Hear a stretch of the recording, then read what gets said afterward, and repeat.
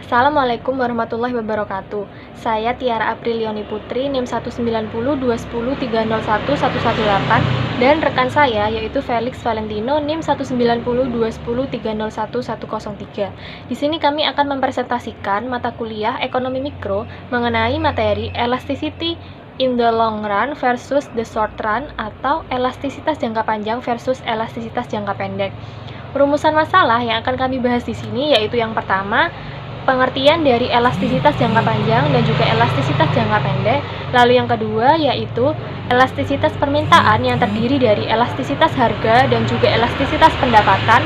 Yang ketiga yaitu elastisitas penawaran dan yang keempat yaitu faktor penentu elastisitas penawaran. Baik, kita langsung saja masuk ke materi yang pertama, yaitu pengertian dari elastisitas jangka panjang dan juga elastisitas jangka pendek. Apabila kita berbicara mengenai permintaan maupun penawaran yang disebabkan oleh harga atau besar kecilnya yang dipengaruhi oleh berapa lama waktu yang diperlukan, di sini jika waktunya 1 tahun atau kurang, maka kita akan berbicara mengenai elastisitas jangka pendek. Namun, jika waktunya lebih dari 1 tahun, maka kita akan berbicara mengenai elastisitas jangka panjang. Dan materi yang kedua yaitu ada elastisitas permintaan. Di sini, elastisitas permintaan sendiri atau demand elasticity adalah respon yang dinyatakan dalam perubahan jumlah barang yang diminta terhadap perubahan tingkat harga. Di sini, elastisitas permintaan dibagi menjadi dua, yaitu ada elastisitas harga dan juga elastisitas pendapatan. Untuk elastisitas harga sendiri atau price elasticity, yaitu presentasi perubahan jumlah barang yang diminta atau yang ditawarkan yang disebabkan oleh presentase perubahan harga barang tersebut. Lalu, elastisitas harga atau price elasticity ini dibagi menjadi dua, yaitu ada untuk barang yang tidak tahan lama atau non-durable goods atau untuk barang tahan lama yaitu durable goods. Untuk barang yang tidak tahan lama, maka dalam jangka pendek elastisitas harga lebih kecil dibandingkan dalam jangka panjang. Penyebabnya adalah yang pertama, konsumen membutuhkan waktu yang lama untuk mengubah kebiasaan mereka, sehingga dalam jangka pendek konsumen tidak mudah terpengaruh oleh perubahan harga. Baik, di sini kami telah memaparkan kurva elastisitas harga non-durable goods atau untuk barang tidak tahan lama. Pada kurva tersebut memberikan penjelasan bahwa pada kebanyakan barang seperti bensin, kenaikan harga dalam jangka pendek hanya berpengaruh kecil pada jumlah barang yang diminta. Pada pemilik mobil, tidak lantas mengganti mobilnya dengan yang lebih hemat bensin. Namun, karena ke depan mobil akan semakin mengecil dan hemat bensin, maka dalam jangka panjang, pengaruh kenaikan harga terhadap jumlah yang diminta akan semakin besar. Dan pada gambar tersebut, yaitu permintaan lebih elastis dalam jangka panjang dibandingkan dalam jangka pendek.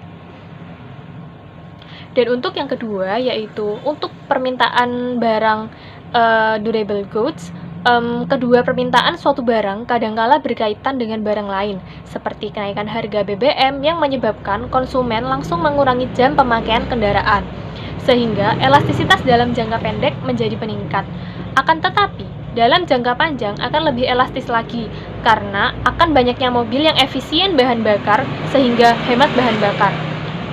Lalu untuk barang yang tahan lama atau durable goods, permintaannya lebih elastis dalam jangka pendek daripada jangka panjang. Ya, contohnya yaitu permintaan terhadap barang-barang mewah. Di sini kami telah memaparkan kurva mengenai elastisitas harga untuk durable goods atau barang tahan lama. Pada kurva tersebut memberikan penjelasan bahwa untuk barang tahan lama seperti mobil, kenaikan harga mula-mula akan menurunkan jumlah yang diminta secara tajam. Orang masih bisa untuk menunda membeli mobil baru, namun dalam jangka panjang, mobil-mobil tua harus diganti, sehingga jumlah yang diminta cenderung akan meningkat. Dan pada kurva tersebut memberikan penjelasan bahwa permintaan kurang elastis dalam jangka panjang dibandingkan dalam jangka pendek. Dan yang kedua, saya akan menjelaskan mengenai elastisitas pendapatan atau income elasticity. Untuk income elasticity sendiri, yaitu persentase perubahan permintaan akan suatu barang yang diakibatkan oleh persentase perubahan pendapatan real konsumen. Di sini elastisitas pendapatan dibagi menjadi dua, sama seperti elastisitas harga, yaitu untuk barang non-durable goods dan juga durable goods. Di sini untuk barang non-durable goods dalam jangka panjang, elastisitas pendapatannya lebih besar dibandingkan jangka pendek. Contohnya yaitu, jika pendapatan naik sebesar 10%, maka konsumen yang tadinya hanya makan nasi jagung tidak akan langsung mengganti konsumsinya dengan beras, karena konsumen sudah terbiasa dengan nasi jagung. Dan untuk barang durable good, permintaan pendapatannya lebih besar dalam jangka pendek daripada jangka panjang. Contohnya yaitu, peningkatan pendapatan dalam jangka pendek akan meningkatkan permintaan terhadap mobil.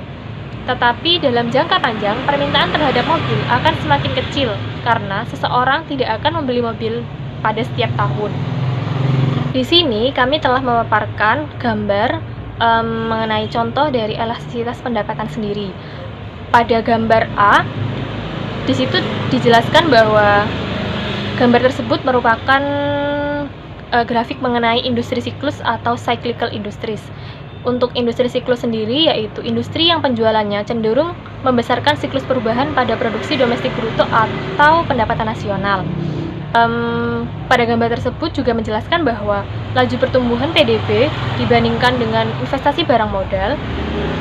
Di sini elastisitas permintaan PDB dalam jangka pendek lebih besar daripada elastisitas jangka panjang investasi barang modal.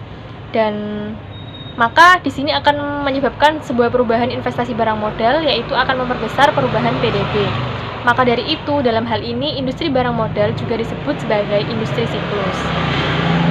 Pada gambar B, di sini menjelaskan bahwa laju pertumbuhan PDB dibandingkan dengan pengeluaran konsumen untuk belanja barang tahan lama seperti mobil, perlengkapan rumah tangga atau furnitur, dan juga barang tidak tahan lama seperti makanan, pakaian, dan juga jasa.